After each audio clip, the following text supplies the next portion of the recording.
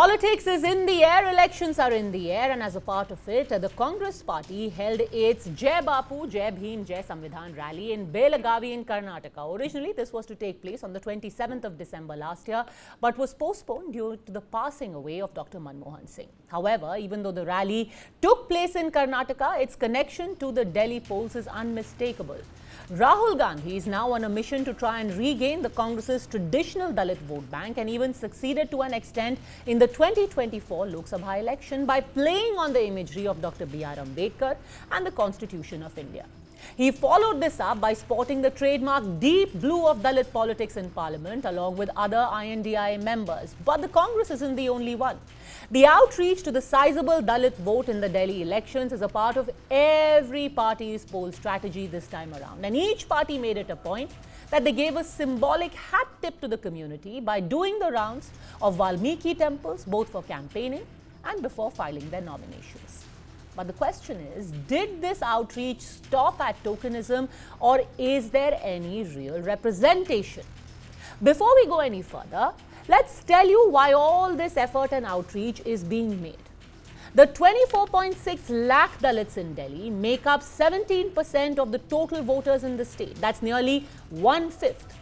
Along with the 12 seats that are SC reserved, that is reserved for scheduled castes, Dalit voters wield influence over a total of 30 seats. In the Sheila Dikshit era, the Dalit, Muslim and slum dweller vote, which is the DM slum dweller vote, stayed firmly behind the Congress and gave them a winning formula for a decade. But the advent of the Aam Aadmi Party changed all that. Even in the 2020 elections, the AAP swept all 12 seats reserved for the scheduled castes.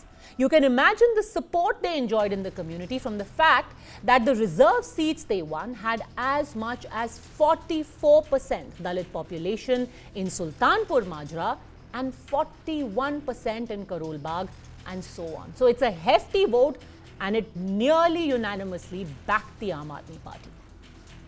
But this time around, the going is not as smooth for the Aam Aadmi Party. In the recent past, two major Dalit faces have bid them a not so pleasant goodbye.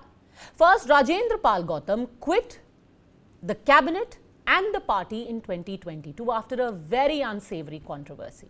He's now in the Congress.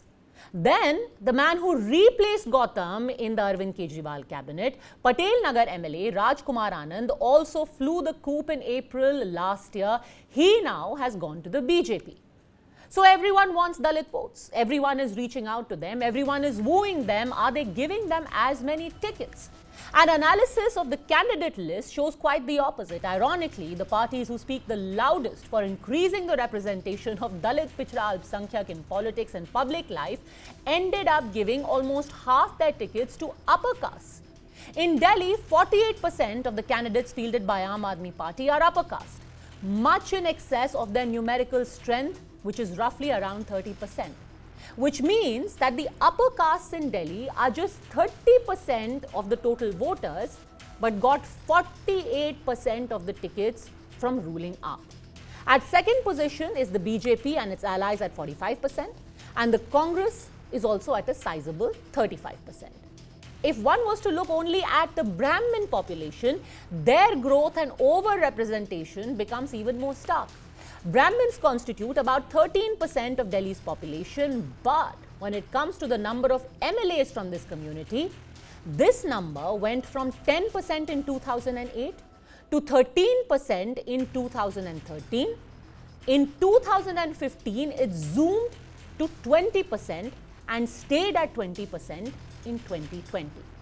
Which means that Brahmins are also hugely overrepresented in Delhi politics. 13% strength, but 20% representation. Look at how things change though when we are talking about Dalits.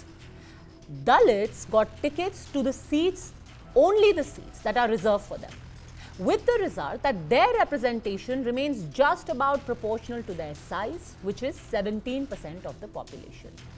And that makes one ask, why?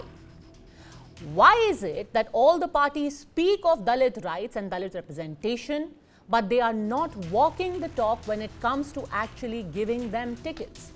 And you know what the biggest surprise is? The biggest surprise is that of all the parties, it is the BJP which ended up giving maximum number of tickets to Dalits in this election. In addition to the 12 seats reserved for them, the BJP fielded 2 candidates from the general seat. The Congress fielded 1 from a general seat, and the Aam Aadmi Party only stuck to the 12 reserved seats. The question that now arises is it enough then to just waive the constitution or speak of Jai Bhim, Jai Samvidhan? Will parties who talk about social justice and Dalit representation really walk that extra mile and give tickets to the community? Or will that be reserved only to virtue signaling?